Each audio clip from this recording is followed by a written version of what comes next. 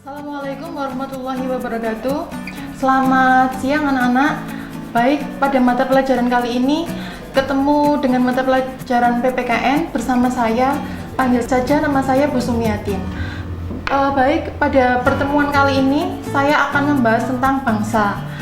Selain itu, di sini ada unsur-unsur terbentuknya bangsa dan faktor pembentuk bangsa. Sebelum masuk ke bahasan yang lebih jauh tentang bangsa, saya jelaskan dulu apa itu pengertian bangsa. Bangsa adalah sekelompok orang yang mendiami suatu wilayah tertentu yang memiliki persamaan nasib, budaya yang sama, kemudian mitos, dan memiliki keinginan untuk bersama. Di mana di dalamnya suatu bangsa itu tentunya ada warga yang mendiami dalam suatu tempat. Nah, dikatakan suatu warga itu terdiri dari anggota keluarga, satu keluarga yang berkumpul di suatu tempat, kemudian dalam keluarga-keluarga itu ada desa, setelah itu di atasnya desa ada kecamatan, kemudian di beberapa kecamatan itu jadi satu kabupaten dan wilayah. Kemudian unsur-unsur terbentuknya bangsa adalah satu, keinginan untuk mencapai kesatuan, di mana suatu bangsa itu dikatakan mempunyai nama bangsa, itu tentunya ada kesatuan untuk bersatu.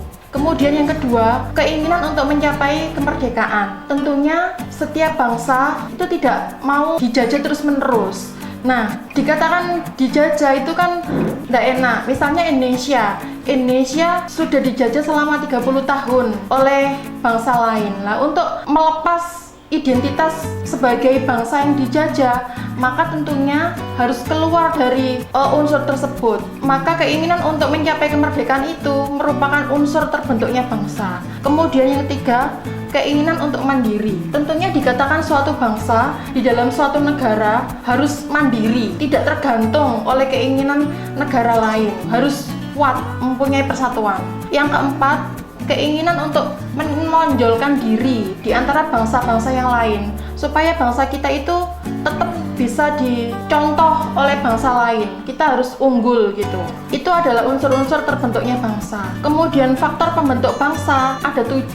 Yang pertama adalah primordial. Primordial ini adalah sistem kekerabatan di antara bangsa-bangsa yang lain. Kemudian yang kedua itu sakral, adanya kesamaan agama, kesamaan ras, kesamaan suku. Terus yang ketiga tokoh. Tokoh di sini adalah orang-orang masyarakat yang mempunyai keahlian khusus. Yang keempat adalah sejarah, di mana pengalaman Indonesia itu dijajah. Yang kelima adalah Bhinneka Tunggal Ika. Bhinneka Tunggal Ika ini adalah walaupun berbeda-beda tetap satu jua. Misalnya di Indonesia ada beberapa agama yang dianut oleh bangsanya. Kemudian ada ras, ada suku, ada agama. Nah, mereka berkelompok bersatu membentuk satu bangsa. Kemudian yang keenam adalah perkembangan ekonomi, di mana ekonomi suatu bangsa itu harus menonjol gitu, karena kita harus melepaskan image yang tidak baik gitu. Misalnya ekonomi dan kebutuhan masyarakat dalam mewujudkan peningkatan mutu.